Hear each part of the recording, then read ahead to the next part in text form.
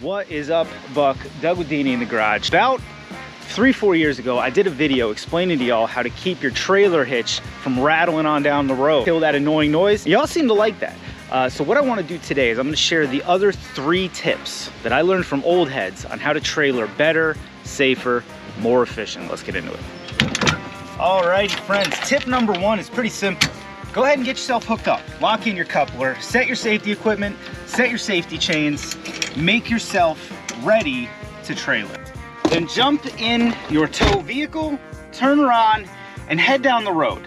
About a quarter mile to a half mile. Maybe that's the end of your driveway, maybe that's the end of your road, maybe that's where the corner store is. Drive there, stop, park, get out. And then come on back here and just get your eyes, or maybe even a hand, on everything that you just set up. This will allow you to catch stuff before you're going down the road and you're like, holy Halliburton, that wasn't connected, was it?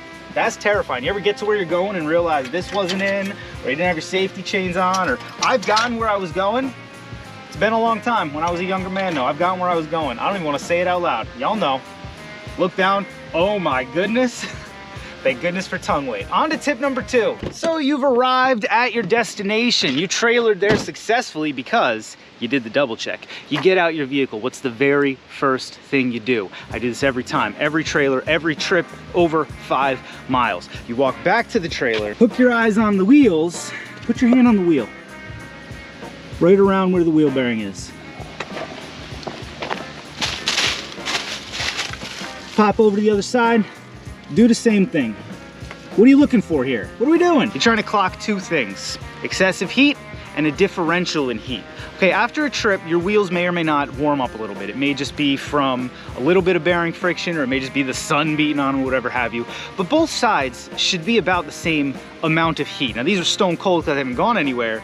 If you trailer, you know, New Jersey Turnpike down to the boat ramp for some fluke fishing on an August day, they're gonna be warm. But you should be able to touch them. If you touch one and it's too hot to touch, that's a bearing issue. That's what we're really getting to. What you're doing is you're identifying the health of your bearing through the heat that was generated on the trip. If you're generating excessive heat, that's the first sign that your trailer is gonna give you that there's something wrong with your bearings. You can try to just grease them, you can take them apart, clean them, do an internal grease, or they may need replaced.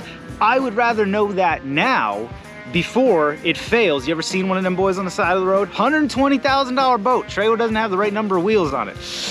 Nothing ruins a day worse than that. Or, God forbid, you imagine going down the road with this pretty load and having one of them RUNNOFT? No thank you. It's cheap security. Back in the hand, right on the wheel, right there. You'll know. You'll know when something's wrong. And then tip number 3, boys. Tip number 3 right here involves these terrible, awful, disgusting, overpriced, begging to break things. What are they? Trailer lights. Oh my God, look at this honking thing just sitting off the back. It's the most breakable, brittle plastic you could possibly imagine. I want to take a guess at how many pairs of those lights this trailer's had in its life. Here's the remnants of the last pair. Tons.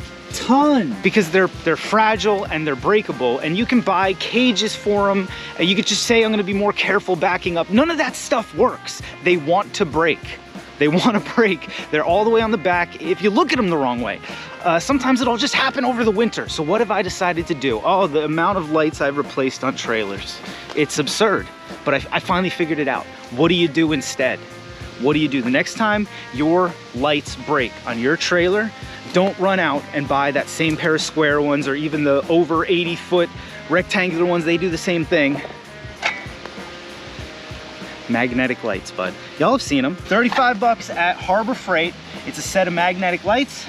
They're wired together. They got reds facing back, yellows facing forward on a big, long, flat 4. It goes right up here to the plug. Now, the beauty of these is about tenfold. It's crazy. First, they're inexpensive. 2, you can bring them inside so they're not sitting out there getting weathered with your trailer. I keep these in my Jeep because I switch them between trailers. And if you bink something, say, I don't know, what I'm loading knocks this thing. Well, that's all it's gonna do. It's just gonna knock it off, and then it's fine. And you pick it up, you freaking put it back on, and you're done. What happens when you bink one of these fancy fornicators, huh?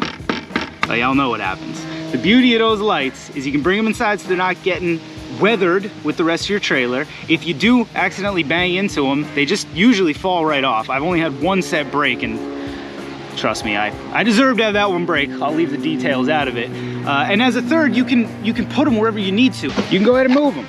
Put them down here for this trip. Put it over here for this trip. Put it all the way up here for this trip. You can tape them on. This is shrink wrap tape. I've also found these spring clamps do a great job. You can drive to the moon like that. That light is going nowhere. So there you have it, friends. Safer trailer, and it's just a little bit of attention to detail away. I love these 3 tips. They were taught to me by a couple old heads way back in the day. My first job, working at a landscape supply yard. A couple old heads would see me doing something, knucklehead away or whatever have you, and they'd give me this advice, and I'd like to pass it on down to you. Let me know though, what other tips do you utilize to trailer better, safer, more efficiently? I'd love to know. Leave them down in the squawk boxes. I'll bet the community would like to know. Because if there's one thing we can all do a little better, it's our trailering, right?